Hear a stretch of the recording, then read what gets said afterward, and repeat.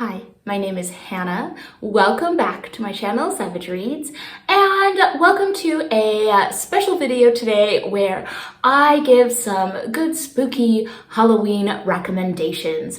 I have never been super into Halloween. I was a very scared young child, and as an adult, I moved to Spain, and it's a relatively new thing here in Catalonia. Yes, there are Halloween parties, but it's really only been in the past few years that has started to become the norm. And so, yeah, we're gonna go celebrate, but I'm not decorating my house or really getting into the spooky season.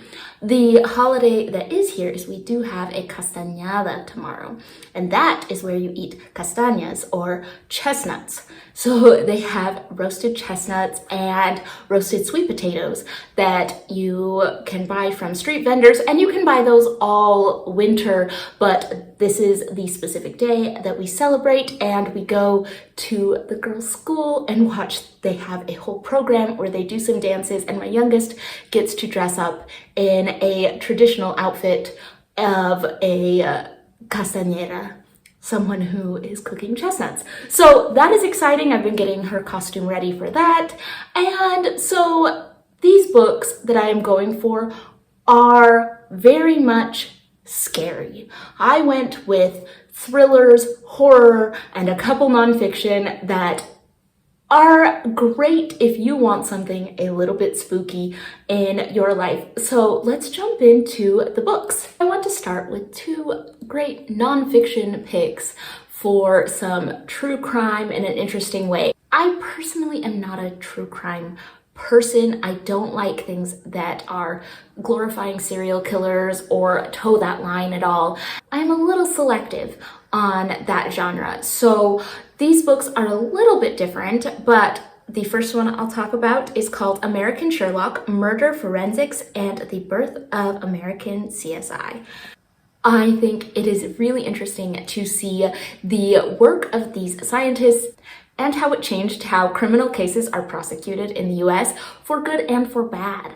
And so I thought this was really fascinating, a little bit of a look into the criminal justice system and the science behind some of the expert witnesses. Another great nonfiction book is A Taste for Poison, 11 Deadly Molecules and the Killers Who Used Them by Neil Bradbury. And this was a really interesting look into different poisons and different stories on how they have historically been used and how they have worked or not worked. I thought this was a fantastic blend of some of that true crime, but also medical history and some science mixed in. Now, where would a Halloween video be without a book about witches? So one of my favorite books that talks about witches is The Once and Future Witches by Alix E. Harrow. This is following some sisters as they are bringing back witchcraft at the same time as the women's suffrage movement. I really loved this book, and I think that it is very seasonally appropriate. Now on to a few horror picks, and the first one I want to talk about is The September House by Carissa Orlando, and I loved this book. This book has so many creepy elements, but at the same time is lighthearted and fun, and then ends up having some deeper meaning. We have a woman who is living in a house that is very much haunted, and she's just gonna put up with it. It's her house. She loves her house. And every September, things get worse. So when her husband goes missing, her daughter comes to stay, and the main character is trying to protect her daughter from the dangers of the haunted house. And so I really liked this. It had those spooky elements, but had a lot about relationships in it. And I just had a really good time and feel like I got something out of it. So highly recommend The September House. Now, it has been quite a few years since I read the book A Monster Calls by Patrick Ness. But this is a classic.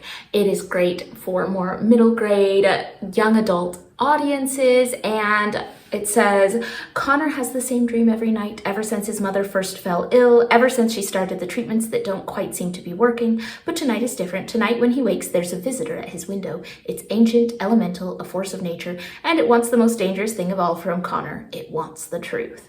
And so this one was a really heartfelt one, and also had those scary elements. So perfect for the season, and also great for slightly younger readers. Now, a couple years ago, I read The Silent Companions by Laura Purcell. This is giving you that classic Victorian ghost story. You have a woman who marries a man and goes to her new home, but something is not right. There's a locked door, things are falling apart. And it was so creepy and came together so well. I thought this was just an excellent, unsettling kind of book. If you watched my last video, you will know that I read How to Sell a Haunted House by Grady Hendrix. And I thought this was the perfect haunted house, creepy doll kind of book.